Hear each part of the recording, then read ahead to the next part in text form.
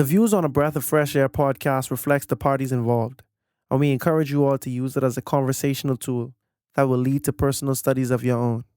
Hallelujah, hallelujah, hallelujah, hallelujah, hallelujah.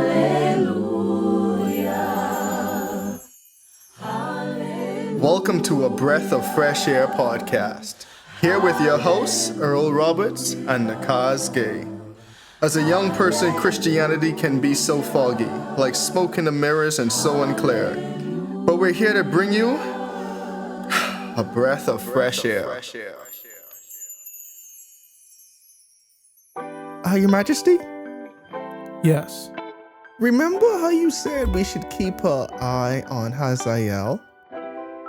Yes. We've gotten reports yesterday that he is on his way to Jerusalem. What should we do? What? He's on his way to Jerusalem? Unfortunately, sire, yes he is. How did he get past the Philistines? Okay. Do we have any money in our bank accounts? No, we were using all of that to repair the temple, King. Oh, that is right. The temple. Okay, I have a plan, but nobody's gonna like it. Get everything from the temple, the sacred items, the treasuries, everything we have left. Nothing is off limits. And we are going to get that and give it to Hazael as a peace offering. Are you sure? This is the only way, and this is not up for negotiation. Get the dedicated things and deliver it to Hazael, or else we will all die. Okay.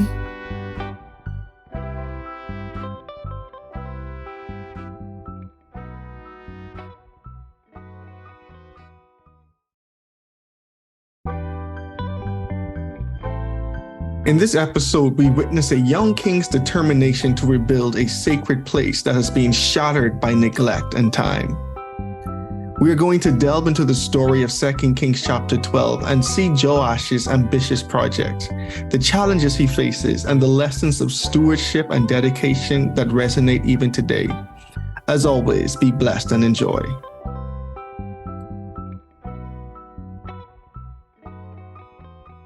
Welcome back to another episode of a Breath of Fresh Air podcast, here with your host Nakhaz Gay. and Earl Roberts. Which episode are we on right now? 152. 152. All right. Hopefully everyone had a great week. No, you just had some family in town. I did. Just had some family in town. The funny thing about it, when this comes out, I'll probably have more family in town. But God is good, man. God is good. It's always good to be around, surrounded by loved ones.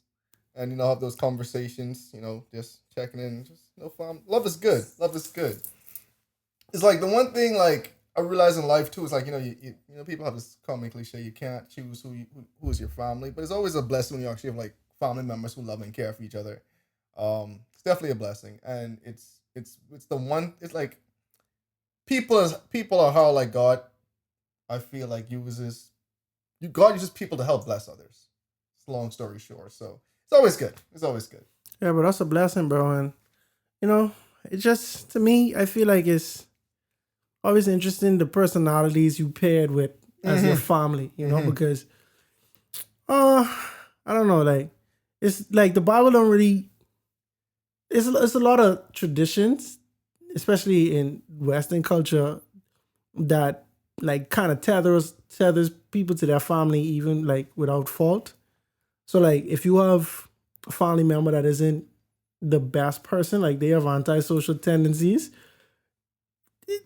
the bottom line is, bro, that's still family. Yeah. And some people actually remain in, like, not good situations all in the name of family. You know what I mean? Yeah. But at the same time, it's like there's something that tethers you to this person regardless of how they treat you or how you treat them, regardless of what you've been through. That person is blood related to you. Y'all share, like, genetic similarities. You know what I'm saying? You bust the king line? What it is? I'm my brother's keeper. Oh, yeah. I'm my brother's keeper. And at the end of the day, I don't know. This is a crazy tangent. I ain't prepared for this, but that's a prime example how like I personally don't feel like you should blindly just accept family without fault, because that was his brother, bro. That was his blood brother. You know what I mean? And you see how he did it, like, Bro, hey, I know this ain't like biblically accurate, right? Someone was like, "Yo, God's grandchildren killed each other." It's like, bro, what? What? It's like, no, think about it. Adam and Eve, they're like the first people. God created them. Cain and Abel were like the first ones who were born. They're like God's grandchildren. I was like, okay. it's like, Okay. Like my nephew saw me preaching, right? And he's 2. And so my sister put him on the table and he was like, "Uncle." And she said, "What is he doing?" And I was at the pulpit. And she said, "He's at the table." I guess he ain't reached pulpit yet in his vocabulary. no, that's a pretty advanced word. So if you want to say Cain and Abel were God's grandchildren, I'm not going to argue, but It's like, I ain't argue either, you know. Yeah. It's just like, I would have never put that together that way or verbally say it that way, but I see how you arrive at a conclusion. Now there's a couple of flaws in the logic, but Right. I can see you get there. Right. But yeah, no, that's interesting, bro. But but family is a blessing, dog. And that's I feel like that's why Definitely Jesus is. make a point to say, bro, if anybody, loves their mother, their father more than me, they're not worthy than me. Because all good things can be idols. And, that's something that a lot of people don't really pay as much attention as they should. You could love fitness, right? You take care of the body that God gave you, the temple of God. You make sure it's pristine. But you could have an unhealthy obsession with fitness. You know what I'm saying? You could have an unhealthy obsession with food. God gave us food, all these things. And it should come to a point where no matter how good it is, it should not come before God, But bottom line, it's good to be around family. That's a good recharge, remind you of who you are, And yeah, glad that, they're able to come and visit. Yeah, it's definitely a difference having family come and visit you. Definitely is a difference. I feel like, growing up in the Bahamas, we always used to be like, no one really like slept over. It's a big difference. Yeah. It's a big difference now. It's like your cousins would sleep over, Yeah, but they like at your that point, we parents. was all young and stuff too. You know what I'm saying? Now it's like, oh, okay, people come over, your house could be packed, and we all went our separate ways. Yeah. But you gotta really have family from like other islands the way you live. Yeah. Yeah, because my neighbors was from Andres, and every summer their cousins would come and spend the summer. You know what I mean? But yeah, typically it ain't that common. I think I ain't gonna say it's not that common, but it's more common in America that you have visitors come and stay the night. For extended periods of Yeah. time. All right, that's a super tangent. So this week we are in 2 Kings chapter 12, if I'm not mistaken. 2 Kings chapter 12. And last week we went through 2 chapters. We saw how Jehu completed his mission in slaying Abraham's children. Then we also got introduced to Athaliah, who is a maniac. was murdering all of the rest of her nephew is wait, no. That would be her son. Her son. Yeah, her son. Children, yeah. her grandkids. Yeah. She wasn't playing with a full deck. And but that's to show you how my ambitions. That's to show you how ambitions really family, bro. How did we get here, man? How did we get here? But we see that Jehoram's mother and his daughter, his sister stole away like Joash, one of his sons, while he was, some would argue, an infant. You know what I'm saying? Like, he was definitely 1, maybe 2, but he was definitely young, super young. And he became king when he was 7, but he also reigned for 40 years. So he died at 47. 47. Math can't get simpler than that. But we see he was still a baby, and he essentially had some guards. And it's interesting that when Athaliah saw this, she cried out, "Treason, treason." But, she got killed. And so now we're picking up in verse 12 where Joash is the king. And in verse 1, reading from the New King James Version, it says, "In the 7th year of Jehu, Joash became king, and he reigned 40 years in Jerusalem. His mother's name was Zibidah of Beersheba." Who else is from Beersheba? You don't say. I don't know. If you asked me that on the trivia, I would have get that wrong. Yo, trivia. We got to do an next one pretty soon. Yeah, that was fun. So, okay. Joash was right in the sight of the Lord all the days in which Jehoiada, the priest, instructed him. But the high places were not taken away. The people still sacrificed and burnt incense on the high places. So I got a question for you, bro. Mm-hmm. The first question will be kind of a trap question, so I ain't got to ask that one. The second one is, why do you think these high places, like, everyone struggled to take down the high places? I don't know that Even with the priests still around, because like Elisha's still around, Jehoiada is still around, you know what I'm saying? You got prophets and priests still around. Every king could do like so much, but when it comes to high places, they was like, bro, we can't even get rid of these at this point. I don't get it, because you could say civil unrest, right? Mm-hmm. But Jehu did not seem to care about the people who worship Baal. It's like, bro, I'm killing all of y'all right now, like at one time. You know what I mean? So it's like, even the Jehus who this dude, he locked in on his goal. I will destroy every false idol, every false god, every false religion, with the exception of the sins of Jeroboam. He was locked in and he accomplished that, but he did not destroy the high places. You know what I mean? I think it was another king. It was another king early on who didn't do that. I can't remember right now, but I wonder. I'm not sure. I feel like it might not have been a situation where they were unable to, but it was more so that they chose not to. You understand what I'm saying? Like, I doing all this, but I ain't gonna go overboard and give some people some type of hope or some type of like scapegoat. It's like, I wonder if like it was more so like, okay, the people themselves love the high places. It's like, you know, I can do X, Y, and Z, and y'all ain't gonna put up too much resistance. But if I do that, it's gonna be a public outcry. Yeah. You know, like, I'm just trying to figure out like why, because it just doesn't make sense. Y'all could tear down this, you could kill all the Baal worshippers, but these high places, what you know, is like, to me, it's like getting a 95 on a test. You do pretty good, but you really want that extra 5%. And that 5% right there to take, but ain't no one do it. Yeah. It's what you willing to do to get that 5%. Like, you willing to go that extra mile? Some people can say Early never satisfied with a 95 draft. Some would say when Earl get 100, he wondering what happened to the bonus. Oh my, but yeah, man, like, so that's interesting. And then the second thing I was going to ask is, like, do you think the priest dying was when Joash kind of started drifting away?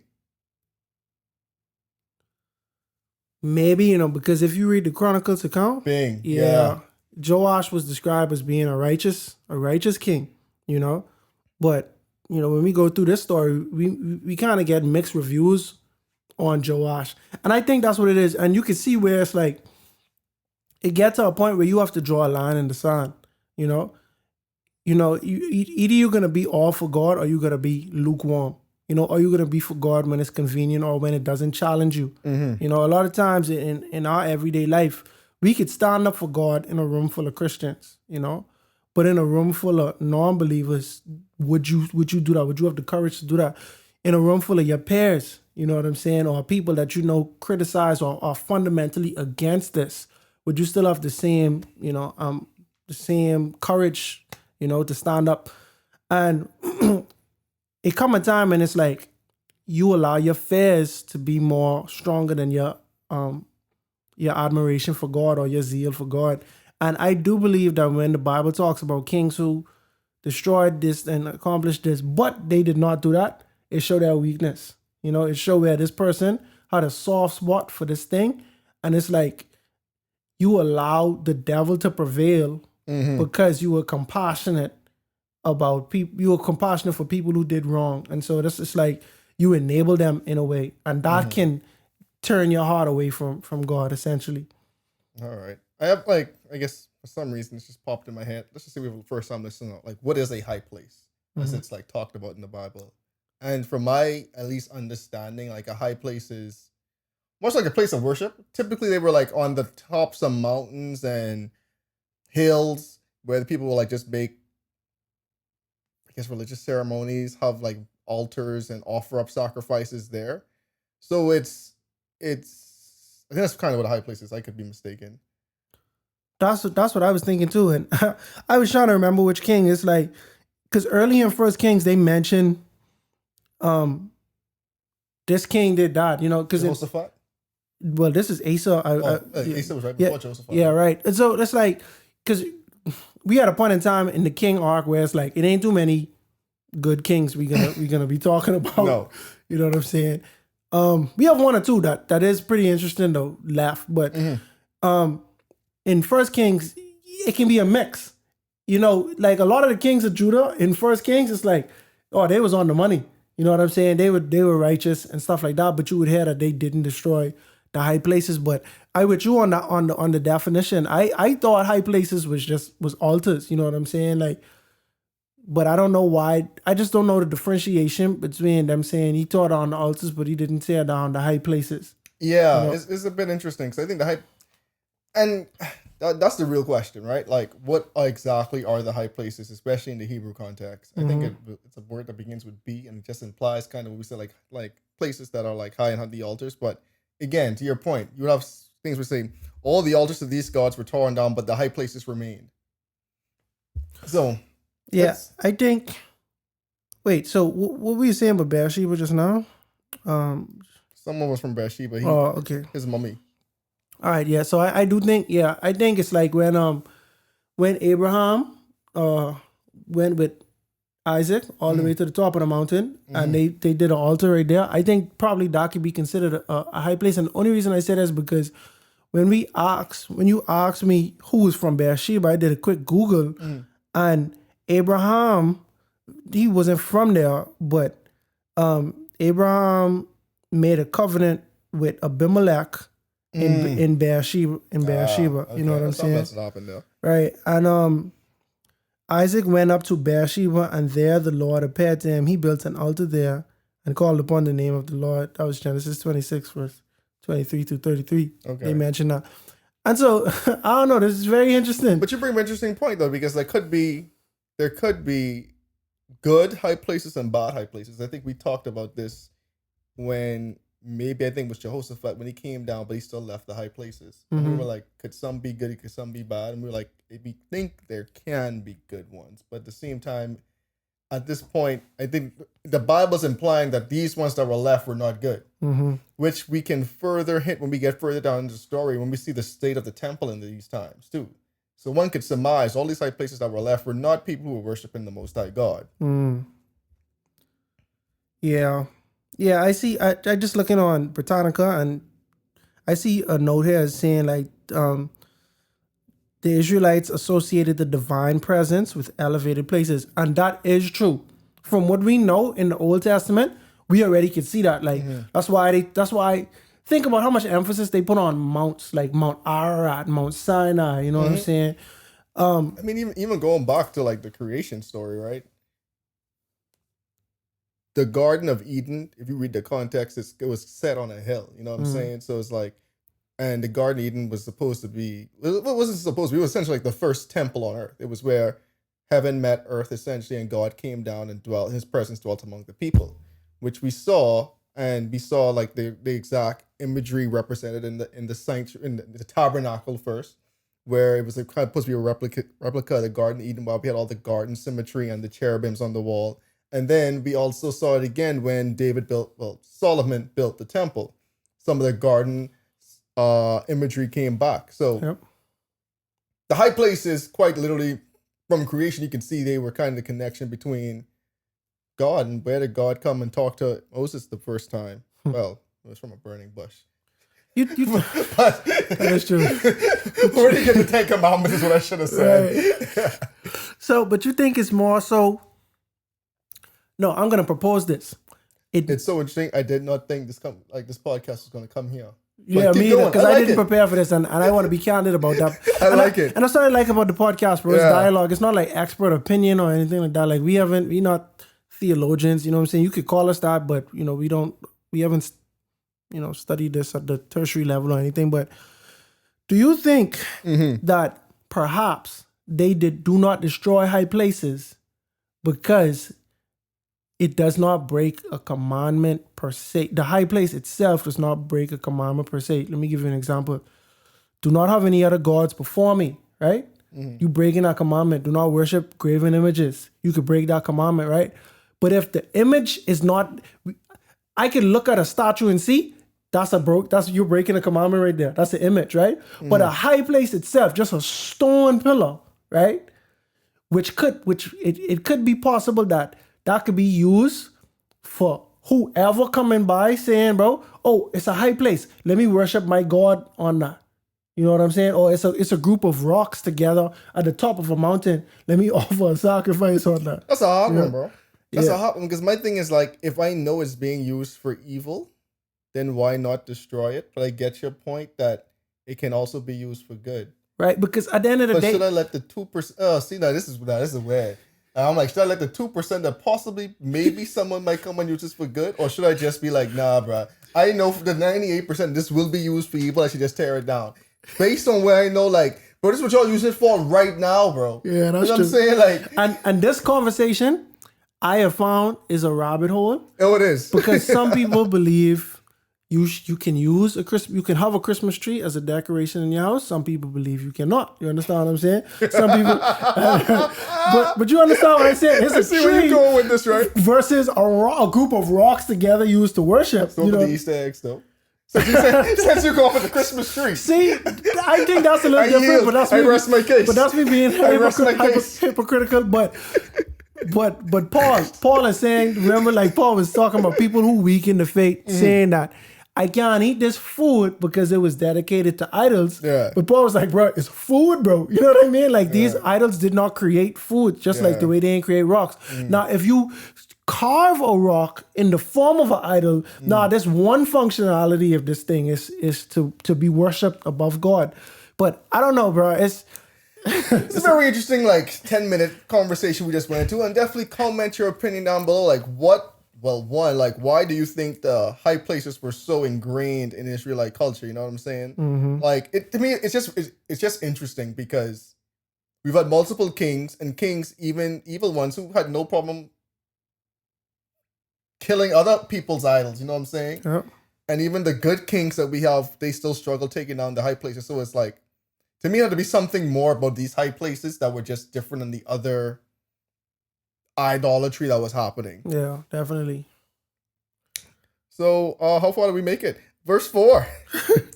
And Joash said to the priests, all the money of the dedicated gifts that are brought into the house of the Lord, each man's census money, each man's assessment money, and all the money that a man purposes in his heart to bring into the house of the Lord, let the priests take it themselves, each from his constituency, and let them repair the damages of the temple, wherever any dilapidation is found. Now it was so by the 23rd year of Jehoash. Y'all done odd. There's odd and takeaway. You know what I'm saying? Syllables and consonants. Okay, we're in the 23rd year of King Jehoash, that the priests had not repaired the damages of the temple. Oh yeah, something would be up. Something would be up. So King Joash called Jehoiada, the priest, and the other priests said to them, why have you not repaired the damages of the temple? Now therefore do not take more money from your constituency, but deliver it for the repairing the damages for the temple. And the priests agreed that they would neither receive more money from the people nor repair the damages of the temple. They're like, all right, I ain't doing nothing, bro. I following instructions. Oh my. Then Jehoiada, the priest, took a chest, bore a hole in its lid, and set it beside the altar, on the right side as one comes into the house of the Lord. And the priest who kept the door put there all the money brought into the house of the Lord. So it was whenever they saw that there was much money in the chest that the king's scribe and the high priest came up and put it in bags and counted the money that was found in it in the house of the Lord.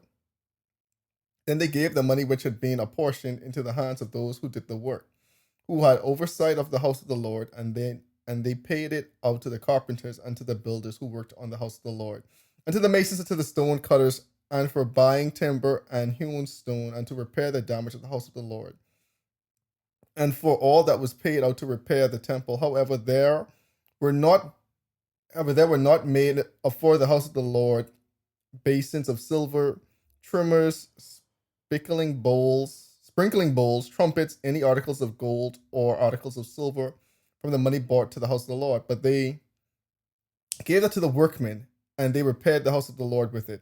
Moreover, they did not require an account from the man into whose hand they delivered the money to be paid to workmen, for they dealt faithfully.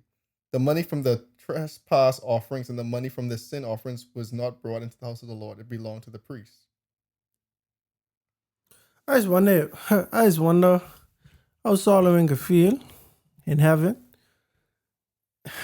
when it's like, you see, when you find out all that you accomplished for your father, like you get everything platinum, bro. It was a luxurious temple. Mm-hmm.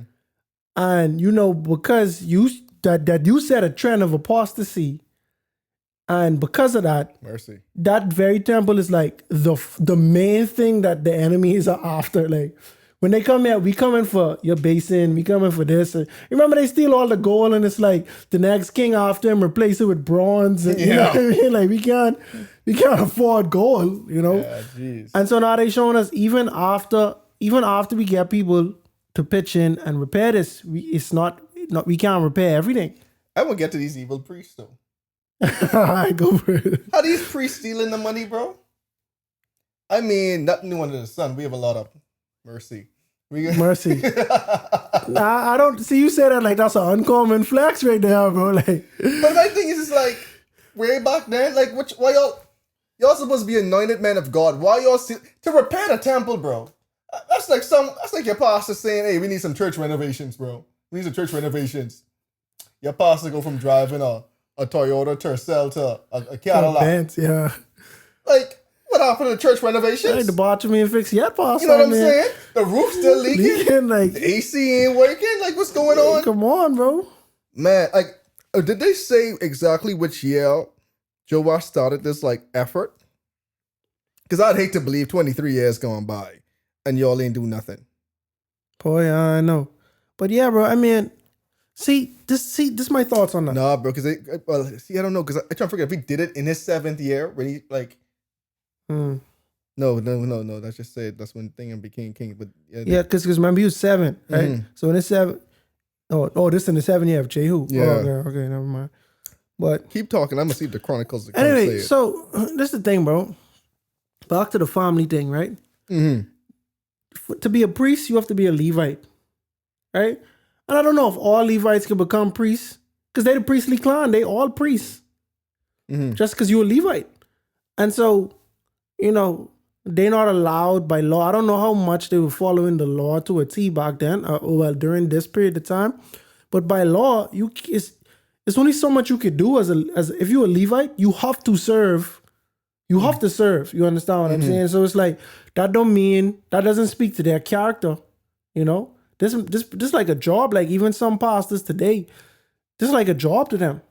Like I try my best not to call out certain pastors, but it's a lot of prosperity preachers.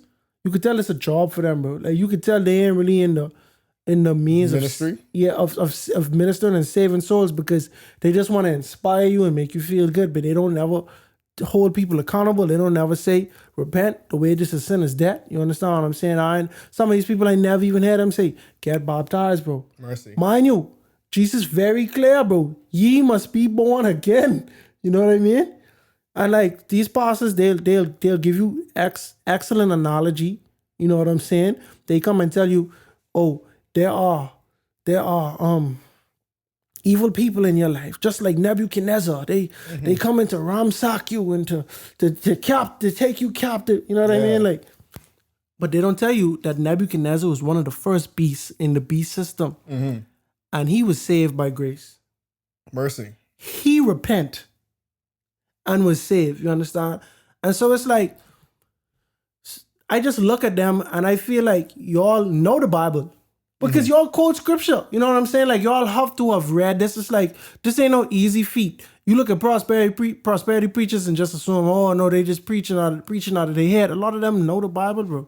But you can tell they don't believe in it. You can tell they look at this thing as just like, it's like being a teacher, right? You know, certain people, like in certain high schools, if you are a coach, they try to make you the physical education teacher. You know what I mean? But you might really just be talented at coaching soccer, you know what I'm saying, or coaching baseball. But now I got to teach physical education, or I got to teach this or that. But you might not care about it. But you have to know it in order, because that's a part of your job. You know what I'm saying? And so these pastors, like, sometimes I feel like y'all are talented speakers, blessed speakers. I ain't taking that away from y'all. Y'all have good breath control. Y'all could rock a crowd. Y'all are good MCs. You know what I'm saying? But it's like y'all don't try to preach. It's like it just lacks conviction. You know what I'm saying? Like you want people to feel cozy and comfortable at all times. But when you read the Bible, it's not a lot of that going on in the Bible. This ain't like a Disney book or a Disney movie. A lot of it is, bro, repentance. A lot of it is sin and just acknowledging your sin and acknowledging that Jesus came to save you from this so you could have eternal life. And so I feel the same way with, it's probably happening with these priests back then as well. They priests, you born into this, bro. I might not even, bro, I might secretly, as a priest in this analogy, might secretly want to worship at one of them high places, bro, worship Baal or Ashtoreth or someone, you know what I mean? But I just born a Levite, you know? Because if you really think about it, bro, we at a place where soon the Assyrians and all these other people are going to start. Yeah, they come in. They come into captive, to take them in captivity, to take Israelites in captivity. And it's all of Israel, even the Levites included. And so we know that they were not completely holy and everybody else was apostate, you know? So I don't know if you was looking up something. Did you find anything on it? I don't even know I was looking up. Oh, all right. It's something to do with the priests. No. Oh, I think it was when did Joe? Oh, you said Chronicles. I didn't find it in Chronicles. Yeah. I did look. I was like, meh, nothing happens. It's the same account. Yeah. 17. Yeah, we on 17. I just don't like how the priests just shiesty them. Yeah. And we see Joe and I just trying to keep it together. No, but hold on, no, bro. Oh, my God. Go for it. Bro, in the book of Jeremiah, bro, Jeremiah preached that, I think it was, I can't remember which nation was coming, bro. I want to say it's the Babylonians was coming. He was telling the Kingston, bro, the Babylonians are coming. And the other priest was like, no, you're lying. The priests, bro, they was like, no, bro, God told us that, no, it's going to be prosperity and all of this and that. Prophet versus priest. You feel me? So it's like people, it's like we get, in theory, we know that you should not be playing with other people's life and other people's salvation. As a priest, you're responsible for the temple sacrifice. There was a problem with the app. Listen to how people be listening. The devil busy too, but he working with you, Siri. Wow. Of course, we forget what I was saying. All right, yeah, we know that as the priests were responsible for the temple sacrifices, right? And the temple sacrifices were for repentance of sin. You know what I'm saying? Washing away sins with the blood of the sacrificial lamb or whatever beast is being used. And so these priests, y'all have a big task on your hand, but that did not stop a lot of priests from being however they want to be, even down to the children of the good priests like Eli. You know what I'm saying? And like even Samuel children. Even Aaron? The first one. You feel me? Like, so like Samuel children, they the Israelites was like, bro, if they could be the judge, we might as well get a king, bro. We can't trust them to lead us after you, Samuel, you know? And so, yeah, I know, priests or no priests, they Sometimes people just do what they want to do regardless. All right, let's continue. So in verse 17, Hazael, king of Syria, anyone remember that guy, went up and fought against Gath and took it. Then Hazael set his face to go up against Jerusalem. And Joash, king of Judah, took all the sacred things of his fathers, Jehoshaphat and Jehoram and Uzziah, the kings of Judah, had dedicated, and his own sacred things and all the gold in the treasuries of the house of the Lord, and in the king's house, and sent them to Hazael, king of Syria. Then he went down away from Jerusalem. You notice how the Philistines had a run? But now it's like their run is done. Yeah.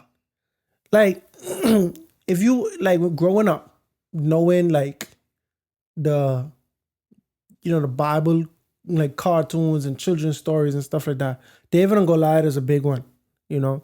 And so because of that, we know about the Philistines. But we know about the Philistines when the Israelites was leaving Egypt. That's one of the first times, if I'm not mistaken, that's the first time we hear about it, because they had to go through Philistia. Did they call it? Anyway, they had to go through Philistia, and God was like, no, I can take y'all around because y'all ain't ready for that or whatever. Throughout the book of 1st and 2nd Samuel's, First and 2nd Samuel, you hear about the Philistines a lot. You know what I'm saying? But now, and it's funny because you didn't really hear about the Syrians like that back then.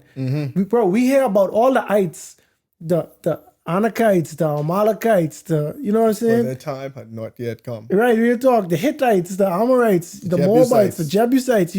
We hear about all these ites, and it's like, okay, we have to deal with these people for a while. But now we get to a point where it's like, all right, y'all was winning. These other people, these other nations y'all were winning little battles. But these nations that we talking about now, they winning wars now. You know what I'm saying? It's funny too, like, and to your point, and was it Jeremiah when he was prophesying that the Babylonians coming, but he was also saying like, God, how you gonna let your people get overthrown? And God was like, don't worry, I'm gonna deal with the Babylonians too. But y'all, judgment gotta come upon y'all. Yeah. I think it's the opposite of the Philistines. No, the Philistines get their things, as we say. But I had to use them in the time to check y'all, because y'all was doing foolishness. I was having a Bible study with someone before, because it kind of, bro, I don't mean to be this guy, bro, because if y'all listen to the podcast, y'all know I just read stuff and I say it out loud on the podcast. You know what I mean? Like I say, bro, I ain't no philosopher, I ain't no theologian or nothing like that. But I just feel like it's so lazy, bro, when people say God is a murderous God. Mercy. Or he is a violent God and stuff like that. Because, bro, the thing I realized about God, he don't do too much slopping up to defend his honor. You know what I mean? And so if you read it and you miss it, you miss it. When Moses was, I think it's Deuteronomy 1, bro. When Moses was telling them about the land they about to inhabit, he made sure I tell y'all, bro, don't think y'all about to uproot these Canaanites because y'all are righteous. It's not, bro. It's because they are wicked. This is their punishment. You know what I'm saying? And it shows me that, bro, the Philistines, not the Philistines, all of the Canaanites, all of these ites, this is the fruits of their labor. This is their consequences for their actions. Now, when we go back to early Genesis, like what you kind of alluded to, their time has not yet come yet.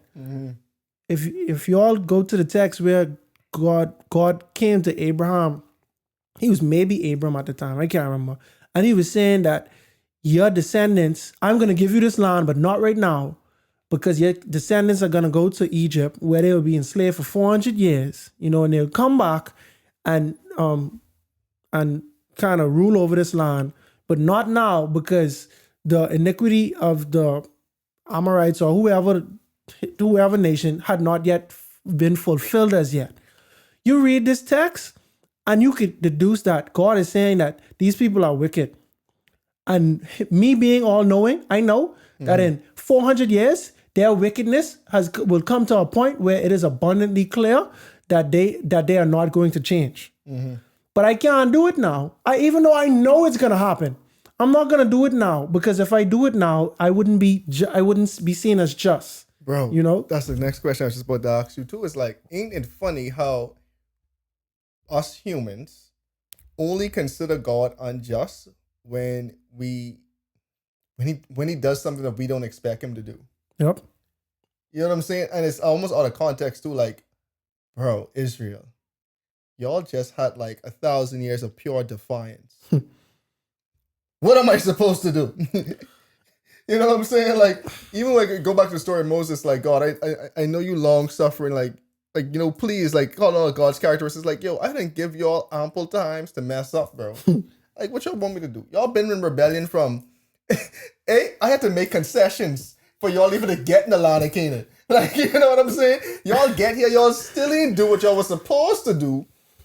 That's another thing, bro. Like, that's another thing, bro. I know we talked about this at the time, right? You know what I'm saying? But it's been so long. It's been a year, maybe 2 years. It's been years since we talked, since we were actually in the book of like Numbers and stuff like that. You know what I'm saying?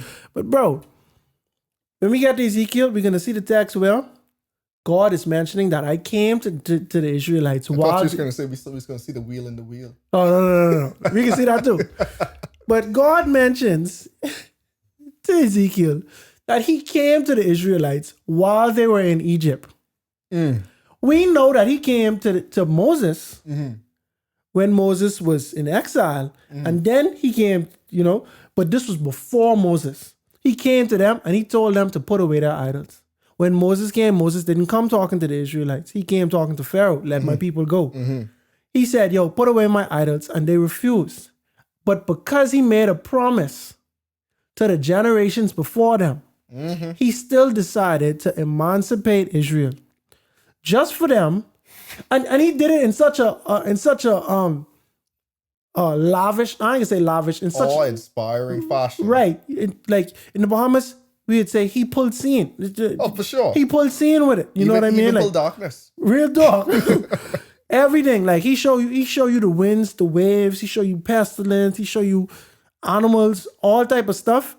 We're referencing the plagues right now, but all type of miraculous things God did to make himself known. And 40 days into the journey, or a little more than 40 days, because when they make it to the mount, and 40 days after Moses was on top of the mount, after they already hear from God, they worship an idol. The same thing God tell them not to do. Right? But now we saying, oh, this is a violent God. And God get upset. This is one of the first times we see God being upset with his people. And he say, Moses, go down there, bro, because they doing a bunch of foolishness, bro. You understand? And Moses is like, man, God, please forgive them, man. You such a gracious God. Moses had to reason for them. But I sitting there saying, if he's so gracious, why you have to tell him not to kill them? You know what I mean? A gracious and compassionate God should already know that, right?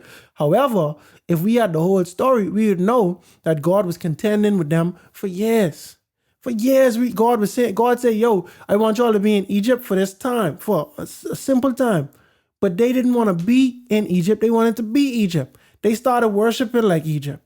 And God tell them, yo, chill out, bro. This ain't what y'all here for. Remember me. But no, they forget everything. And so it get to the point where when they get the 10 Commandments, God had to say, remember this thing. Remember what y'all forget. Remember what y'all forget. And how could you remember something that never occurred before? If I tell you, bro, remember the deadline, bro. And you're like, the deadline for what? Remember the deadline to return the boat. So I never forget no boat. What deadline could it be? You know what I mean? How could you remember the Sabbath day if this wasn't already instilled? So when they came out of Egypt, God had to remind them of all type of stuff that they had forgotten because they were so busy conforming, right? And so we see that.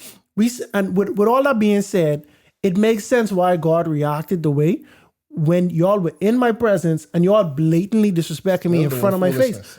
They're showing me, bro, ain't nothing I can do for y'all to change. And now on top of that, he's still condemning them. He said, yo, all right, we can go. They keep messing up. He said, all right, I can give y'all 40 years to chill out. If we just even being like completely honest, even forget the Israelites, how just long suffering God is from the minute Adam and Eve eat that fruit, bro. I could kill y'all. That's true. I ain't gonna start over. No, we wouldn't even have to know in the beginning, bro. Bro, it would just be like, all right, it's a wrap. If God was so malicious, right? he could have just killed them, bro. He could just kill him. He could have just killed the devil, bro. If this really the savage, homicidal God that people make him out to be, he could have just murdered them, bro. One time, boom. Oh, you make me mad.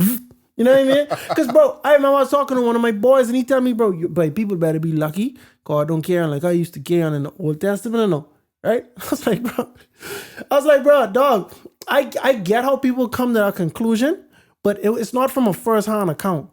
You piecing things that you might have read once or you might have heard, and you putting the pieces together, but you ain't read it in the full narrative. You know what I mean? Because if so, it's stuff you have to ignore to maintain that. Because even when I was reading for myself and I say, bro, I ain't gonna lie, God do seem a little angry. I gave him a chance. Anyway, I can see. Because Moses say he compassionate and slow down. I don't know what you talking about, Moses, but I can check it out. But then I realized, oh, that's true. And multiple people share that opinion. Jonah, that was his. He was upset with God. He's like, God, you soft, bro. I know what you're about to do. I know you was gonna forgive them. I was trying to avoid that, but I don't even know how I get on this conversation. Yeah, we on a serious tangent, but I think it's a good conversation to have, right? Because I think it's something that a lot of people, especially young people, struggle with, like Old Testament God versus New Testament God, like the God who seems so angry and so. You know what's funny too? Even I can just prolong the tangent for a little bit more. I personally feel we have way more examples of God's grace and mercy than his anger in the Old Testament. People just latch onto the. That's a good one, bro. People just latch onto the angry thoughts. Oh, he opened up the earth and it swallowed people. Oh, he infected these people with boils. But like, how much more examples we have of the long suffering, the abounding in love, the grace, the mercy, everything than the angry Old Testament God. Bro, it's a lot, bro. It's a lot because I don't know, bro. Like I think like people paint the narrative for it to be like you cross God once in the Old Testament and you done. Now I will say we have people like Uzzah, we have people like Akan, who we only hear about them one time, and that's when they was about to die. You know what I'm saying? And it's like, all right, cool. But how many more people do we hear about that get a pass or a chance? Or like even Nebuchadnezzar and his son. Bro, even, man, all of the enemies of Israel, they come through and they doing the most blasphemous stuff, bro. They taking the Ark of the Covenant, you know what I'm saying? They eating and drinking out of the temple cups and things like that. They stealing out of the temple. You know what I mean? And it's like, we don't hear that, oh, that person was cursed forever. Even Pharaoh, Moses coming to him talking for days, bro. Maybe even weeks. And Pharaoh just like, no. But Pharaoh have full autonomy to say yay or nay. Is Pharaoh more powerful than God? No. Did Pharaoh actually have dominion over them people? No. But the thing is, God was trying to show everybody the lengths he will go through to save his child. You understand what I'm saying? But even still throughout that, God gave you freedom of choice. You feel me? But it wasn't like, I kill Pharaoh instantly, or I maliciously destroy all of them. He gave them a choice, yes or no. And as long as you say no, consequences gonna happen. And it wasn't even, bro, it's like water turning into blood, frogs, stuff like that, bro. Like it get progressively worse. But it wasn't torturous in my opinion. You know what I'm saying? And even if it was, bro, you could avoid all of this, bro. Like stopping, like it's like you enslaving people, bro. Just let them go. You know what I'm saying? And you could avoid all that. Go. But think about every enemy of God and how we only hear about them getting their demise when they go to war or when they mistreating Israel in some fashion. But even still, if we read through Judges, they talk about these nations who for years are enslaving the Israelites. If God was so malicious, bro, why he ain't just killing them? Kill. You know what I mean? Why God allow the Canaanites to still be around when the Israelites neglected to remove all of them. If God was so malicious, he'd be like, all right, y'all ain't finishing the job. I can finish the job. You know what I'm saying? Like I know, bro. Like you could pick times when stuff happen to people, right? But it's like, show me where this a good person or a person who did the right thing and these things happen, you know? And then it's like people just get so defensive. Yeah. Saying, yo, but God killed these people. But I'm reminded, like, bro, if you understand that this is God we talking about, and God have the wisdom and the power to decide life or death for every one of us. You acting like this a human being who doing all of this. If I can't take another human being life because we both sinners, we both guilty, you know what I'm saying? And this ain't my life to take away. But if God giveth, God can take away. That's what Job saying, like the Lord give and the Lord take it away. You know what I'm saying? And when he does, it's not malicious. It's still righteous even when it happened, you know? Yeah, it's just something that we as humans have to like wrap our heads around. Which thing can you wrap your head around God? And it's his ways, not our ways. And not even as a cop-out.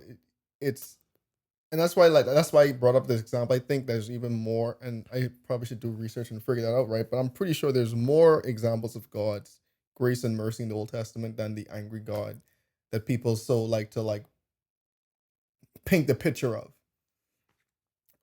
Yeah, go for it. Get something else. Yeah, no, I mean, I just saying, bro. Like, how's he run hot on this? I just saying, bro, because how's he run hot, dog. Oh my. Okay, let's say I play the opposite side, right? Mm-hmm. Let's say I am of the belief that God is malicious and murderous, right? Mm-hmm. What option does that leave you with? To not believe in him. No, but who's better? Like, who's the better alternative? Oh, well, mercy. You know what I mean? It's like, so, mercy. and then saying Jesus, you know, because you can't say that about Jesus, because when we see Jesus manifested, peace and love. You know what I mean? Like, you ain't... Except for the people who selling the devil. Oh, yeah, for sure. He flipping tables now. But he's zealous now. He can't, you know what I mean? But, so, if you say God is so killing and all this and that, who is better? What's the better alternative? Oh, there is and this way pushing you into a corner to realize, bro, you being ridiculous if you of that belief. Because who is better? Who is better? What human being, right? And then what being is better? Who you trusting? Because we say God, you know what I mean? Like most religion already believe that all of us have the same God. And if you think this person ain't fair, who is fair? You understand what I'm saying? Is it that God is unfair and you fair? Like, is that reasonable to think? God is unfair and you have it all figured out? Is there no chance that what God is doing is too much for you to comprehend? Mercy. You know? I know, because it can't be the devil. You can't say the devil is the... I mean, some people do, though. You know what I mean? It's all religious, Luciferians and Satanists and stuff. They feel like that dude got it down pat. You know what I mean? They are sadly mistaken. But they fighting for a different cause and thing. But all right. I don't know. It's funny. I actually thought we was going to get through 2 chapters today, but you know, I like our conversation. I'm glad we didn't get through that. When I see we was at like 40 minutes, I say might as well don't go to that next one because you know No, I agree. Yeah. So let's just end this and we could like do our closing thoughts or whatever, or see where else the conversation takes us. But in verse 19, now the rest of the acts of Joash, all he did, are they not written in the book of the Chronicles of the Kings of Judah? And the servants arose and formed a conspiracy and killed Joash in the house of Milo, which goes down to Silla. For Jozachar, the son of Shimeath, and Jehozabad, the son of Somar, his servant, struck him. So he died, and they buried him with his fathers in the city of David. Then Amaziah, his son, reigned in his place. This is the first king of Judah who get assassinated. Boy, is it? I think so. I mean, the other Jehu just killed the king before this. I mean, like by his own people, though. Oh, okay, Yeah, by his own people. Yeah. Because we know in Israel, boy, your general can take you They quick. been doing that. That's how they start almost. Yeah, they been doing that. Omri them just was getting take out like nothing. Yeah. Yeah, but his own people take him out, though. Wow. I wonder what he do, though. Yeah, why? I don't know. kind Does of weird. Chronicles tell us? I don't remember Chronicles saying it either. It make me feel a little bit weird though. Yeah, but see, because it makes sense though, because it's like the first question you think of is if the man was 7 when he became king and he ruled for 40 years, what happened at the age of 47? Did you become ill? I mean, it's possible, you know what I'm saying? But other than that, more than likely you got killed. But Oh, this is what we ain't really talk about. How we feel about Joash panicking, or Jehoash, however you want to say his name, panicking, and doing the same, well, not the same thing with the priest do, but saying, boy, this money that we supposed to repair the temple with, bro, we got bigger fish to fry. Let's try to pay off our debt instead of bringing it to God. you could see, and that's where I was more so inclined to believe the king's account that Joash was not like as righteous as you think. You see what I'm saying? Because when it's time to put your trust in God, you won't do that. You strike a deal so that you could get your enemies off your back. And that can happen a couple of times. I think that can happen a couple more times in the story of the kings of Israel. But yeah, I know, bro. I mean, obviously it's a lack of faith, but it's definitely fair. And I do believe, bro, if he did say, no, I bringing this to God, I do not think it would have went bad. I think you definitely would have been victorious. You know what I mean? So, reading the Chronicles account real quick, just for context, even though we'll do this whenever we get to Chronicles, right? Which might be soon. But, so reading Chronicles 24, verse 23. So it happened in the spring of that year that the army of Syria came up against him.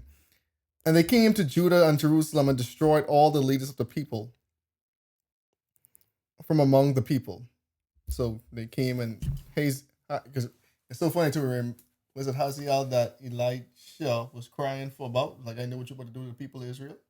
No, it was Hazael. Oh yeah, it was Hazael. Yeah. It was Hazael. We're seeing Hazael in his true form right now. Oh yeah, definitely. Because Benadad was king, and then Hazael killed Benadad. Yeah, I just get them two mixed up. So we say for the from all the people and all their spoil from the king of Damascus. For the army of the Syrians came with a small company of men, but the Lord delivered a very great army into their hand because they had forsaken the Lord God of their fathers. So they executed judgment against Joash. And when they had withdrawn from him, for they left him severely wounded, his own servants conspired against him because of the blood of the sons of Jehoiada the priest, and killed him in his own bed, so he died. So we see that's how Joash really became unalived. Yep. So they was mad. And it's so funny again, like the same story with the Israelites, man. Like not anyone in the sun, just because they was mad at Moses when God didn't like do what when God withdrew his blessings from them. Mad at Joshua when God withdrew their blessings from him. Like it's the same thing here. Y'all doing foolishness. Y'all still worshiping in these high places. Y'all ain't worshiping God. We go to battle. Now, granted, Joash right now, probably Jehoiada was already dead, so he was probably on this little slippery slope path, right? But y'all collectively ain't even consulting God when this army come in. Ain't trying to consult God. Y'all probably going to pray to whoever. And now y'all mad when y'all lose the battle and taking it out on the king. See, and it could be a situation where you take it out on the king because the king was around here messing up the little operation we had going on. You know what I mean? So if the priest was stealing money from the people all the while or just taking their own liberties and this king coming around making it hot, so that's a strike. Or this king around here turning around saying, y'all ain't worshiping idols on my watch. That's another strike. So I think we get into the answer to our earlier question about the high places, Okay. Because my thing is, if you get killed, it's like sports. It's like pro sports. If the goal is championship or bust, right? Many teams. When you don't go to the championship, mercy. that coach A lot of times that coaches get fired, especially in the NBA. Yeah, but in NBA they don't slap up. They don't slap up. They quick to cut a coach off. No matter if it was the coach's fault or not. I see times when it was the player's fault, right? So this still your job, right? Like as a king. And you watch any movie with kings and stuff like that, right? A lot of kings, they care about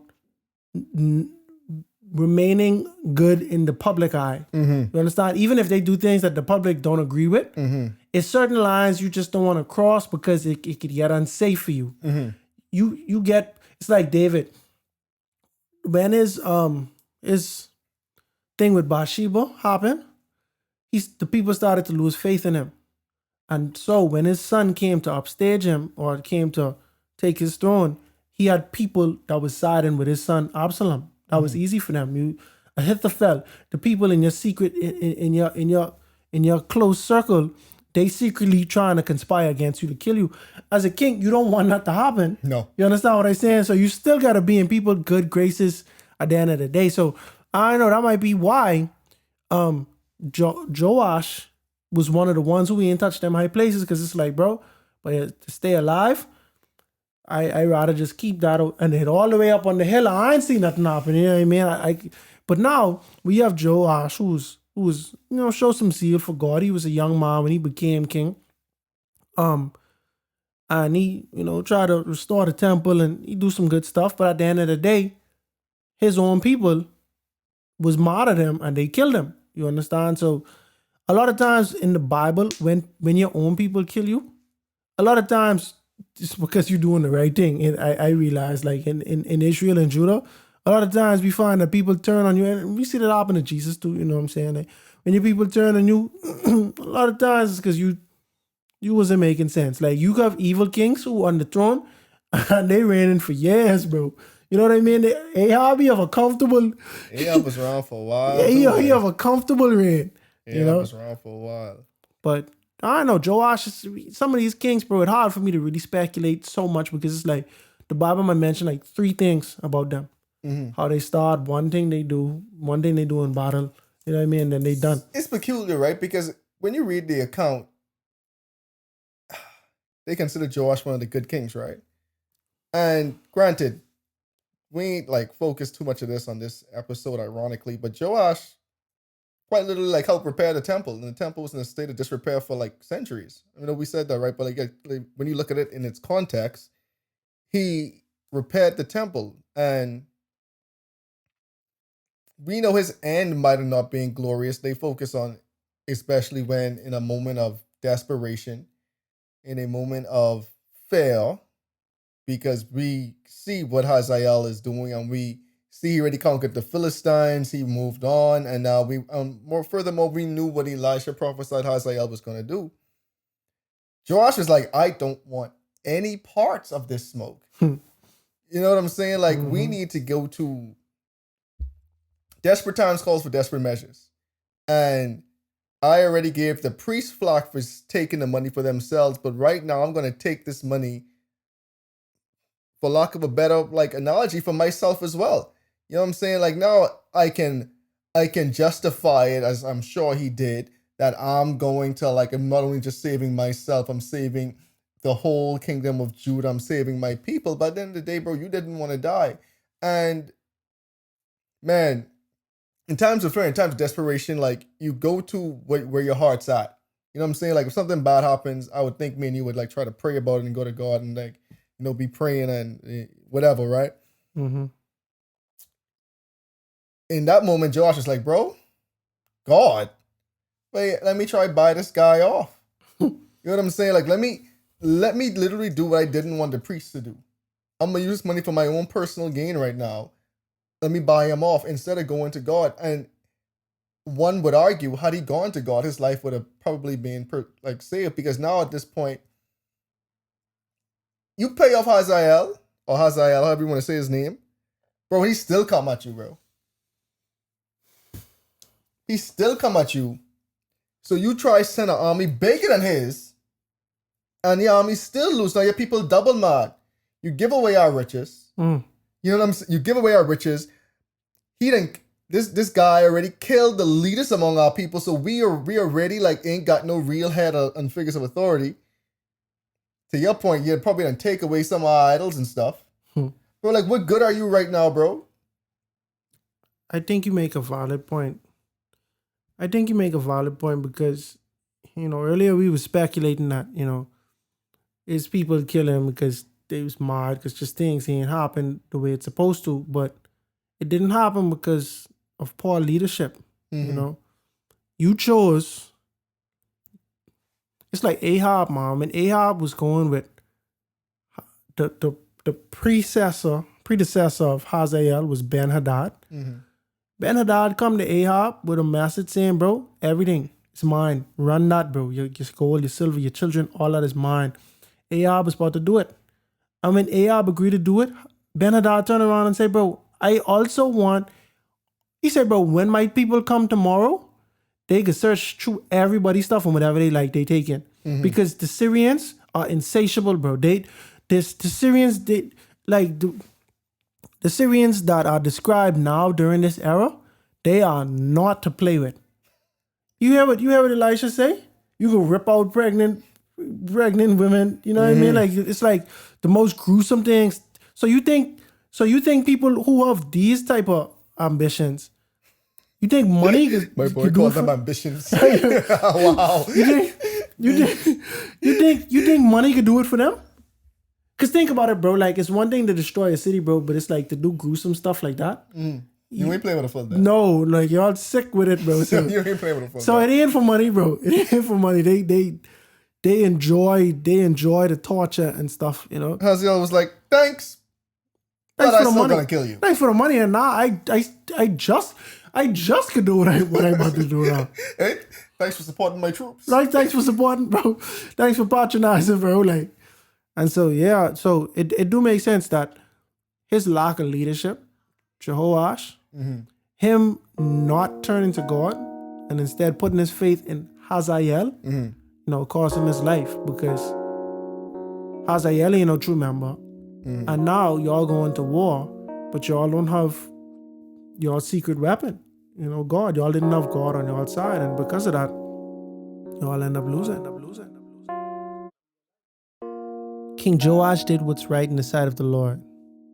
However, when it came to war, instead of trusting in God, Joash decided to pay Hazael, king of Syria, from the treasuries of the temple. Joash was later murdered by his servants, and his son, Ahaziah, succeeded him on the throne. But we will talk more about that on the next episode of A Breath of Fresh Air. Tonight's episode included voice acting by your hosts, Earl Roberts and Nakhaz Gay. Remember to go ahead and research on your own in order to get a more firm understanding of tonight's episode. And if you enjoyed it, make sure to like, subscribe, and share with your friends. You can follow us on social media at A Breath of Fresh Air Pod on Instagram and BOFAPOD on Twitter. Thanks, everyone, and we'll see you next week.